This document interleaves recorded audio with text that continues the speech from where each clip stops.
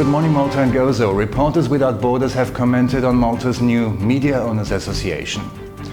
We don't understand why major media would join forces with the party outlets and exclude the independent media. This and more now.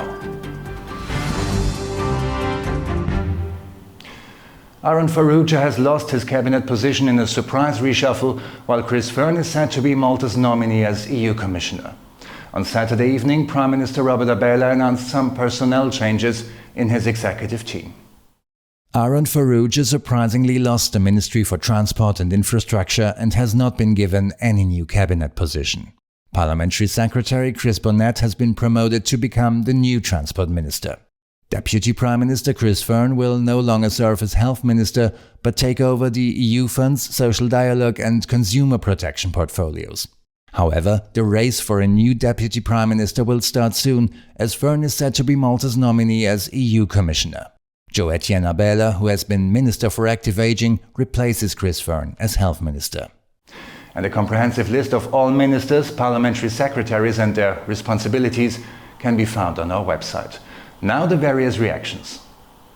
The Nationalist Party said in a hurriedly issued statement that Robert Abela failed to carry out a reshuffle of his cabinet. It said Abela had to give in to pressure from ministers who resisted the reshuffle and that all he managed to do was minimal cosmetic changes.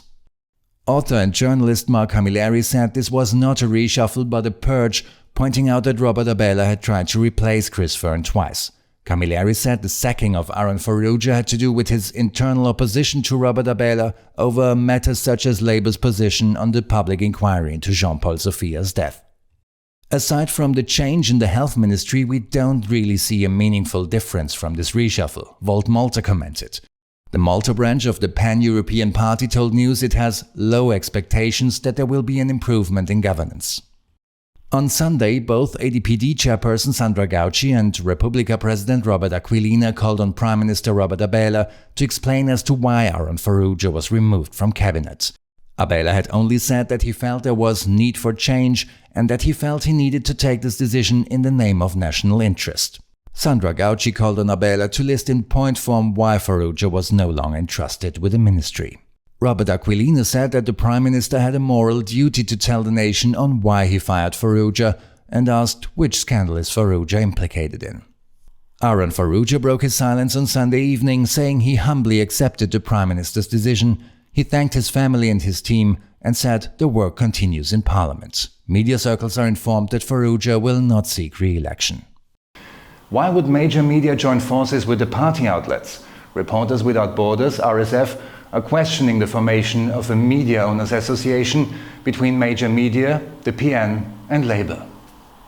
We don't understand why major media would join forces with the party outlets and exclude the independent media, the International Media Freedom NGO said in a statement to NEWZ. Allied newspapers, Media Today and Standard Publications announced last week they had formed a lobby group together with the Nationalist Party and the governing Labour Party. Press freedom in Malta is held back, among others, by the systemic problems of partisan influence in the media sector and marginalization of the independent media. Reporters Without Borders have urged all media outlets in Malta to be part of the solution and not continue to fuel the divisions. The NGO said such divisions would only weaken the climate of press freedom in the country and leave individual journalists at risk.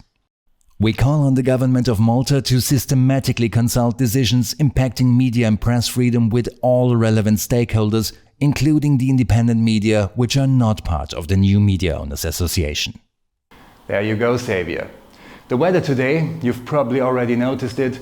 It's shit, windy, with thundery showers and no more than 14 degrees.